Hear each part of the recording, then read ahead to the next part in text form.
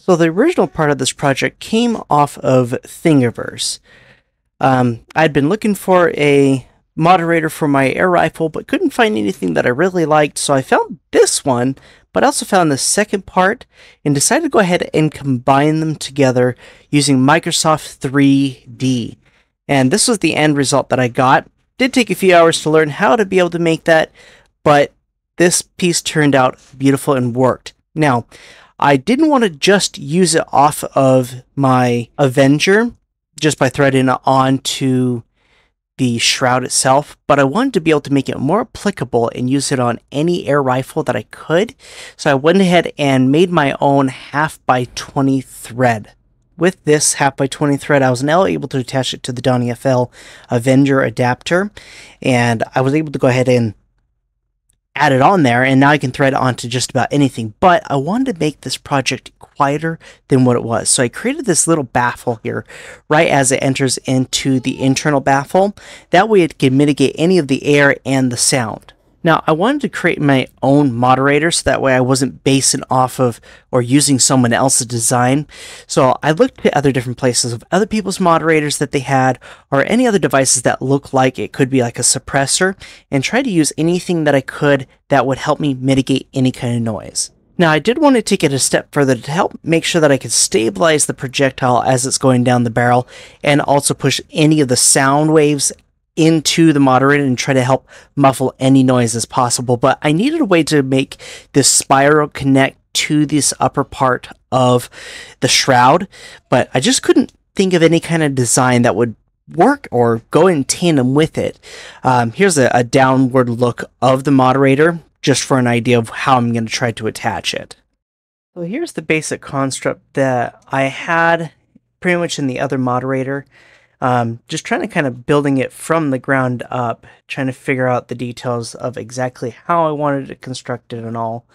That little main baffle right there, the main concern that I have was now connecting that to my new idea, which was using the spiral and making that an effective piece of the moderator and allowing the sound to bounce around all those honeycombs. And so I use little triangles to go ahead and make that connection to help put it through the whole system.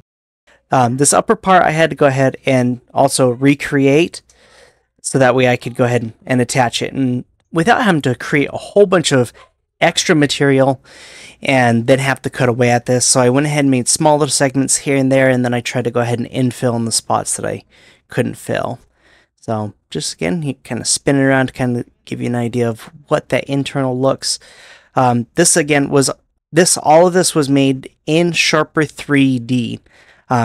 Originally I had made this in Windows 3D in making the original modifications, but it became obvious that it was not going to be the program that I needed to be able to create any of the spirals or any of the duplicate patterns that would be evenly spaced, and be able to adjust the thicknesses on any of these pieces if I were ever to come back. Sharper 3D is a completely free program that is not sponsoring this video at all. It just allows you to be able to duplicate pieces, make it tall, short, thick, thin, at any given point in time. You can save these in multiple little folders on the side, whereas Windows 3D didn't exactly give me that capability. And for each one of those little hexagons, it created a small little file. And there's like no way that I could be able to store any of those small pieces into a folder on Windows 3D. So this is where Sharper 3D did come in handy, because I could take all 200 of those little hexagons and place them in a folder. That way I could individually sort them out as I needed to. And I can do that as well with any of the other pieces, and then I can put it in subfolders within subfolders, turn those on and off anytime that I want. Whereas Windows 3D, you literally have to go and try to find all the pieces.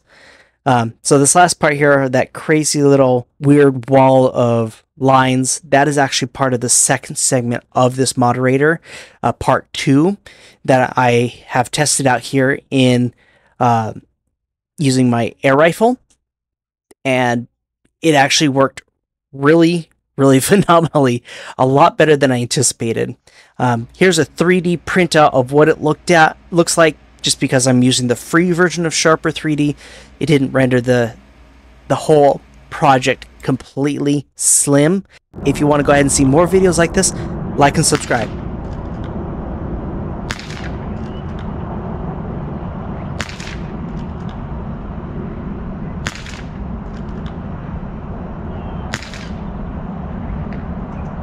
Alright, well that wraps it up. Let's go ahead and see what all the results are right here.